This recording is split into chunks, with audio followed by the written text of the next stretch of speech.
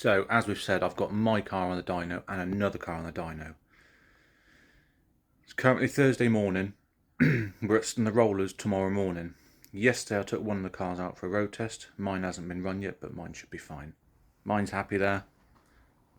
And we've got that one there. So they're the two cars that go in the dynos. Very similar engines, one's a 2 litre, one's a 1.9.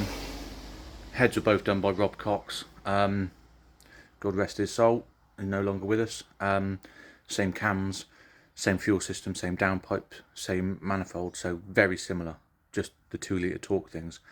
Yesterday we took a test drive, got stuck in third gear, a little bit of history, had a bit of noise with the gearbox, but there's a few pictures where we were yesterday.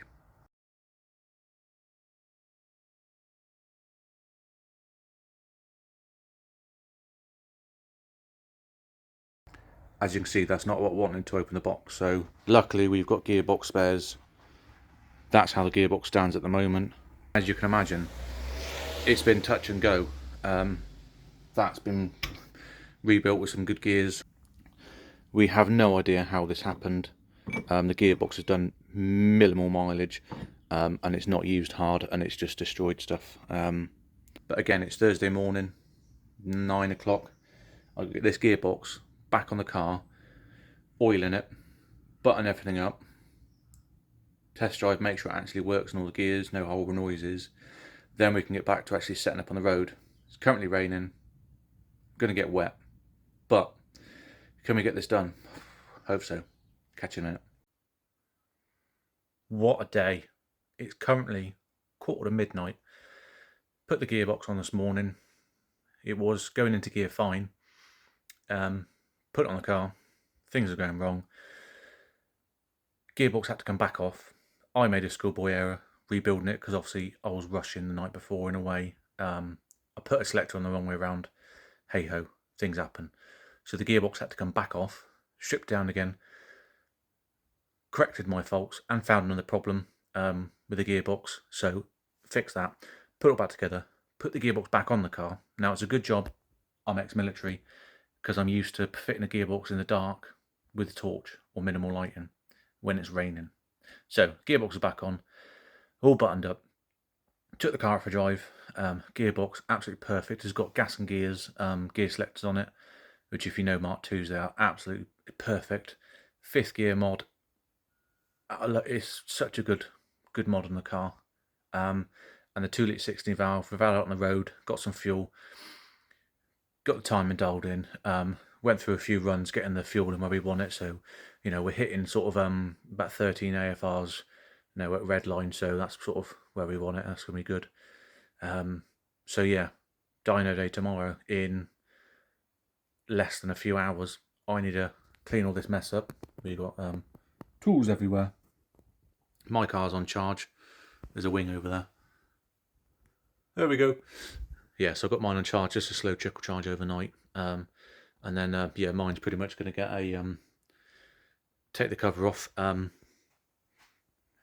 and water, then get some fuel on the way up there. And then, yeah, so I'll see you tomorrow when we're driving up to Stouth to see what these cars put out, because the 16 valve 2 litre I just finished was absolutely flying along. Completely different car to the 1.9. Because the 1.9 is still at the KR kick, so your 4.5 picks up, boom, off she goes. With a 2 litre, picks up and pulls straight through. So be interested to see how they perform on the dyno with very similar specs, but obviously different CCs. So see you in a minute. So we have made it to Stouth. One car's coming down. Just going to get around to the rollers and then get them on the rollers and see what they push out. So I think mine's going on first. Get that on and see what the downpipe has made, obviously different leads and the injectors, and then see what goes on that. Then we'll get the next one on, and then hopefully that makes some good power. So get some videos of that and we'll catch you in a minute.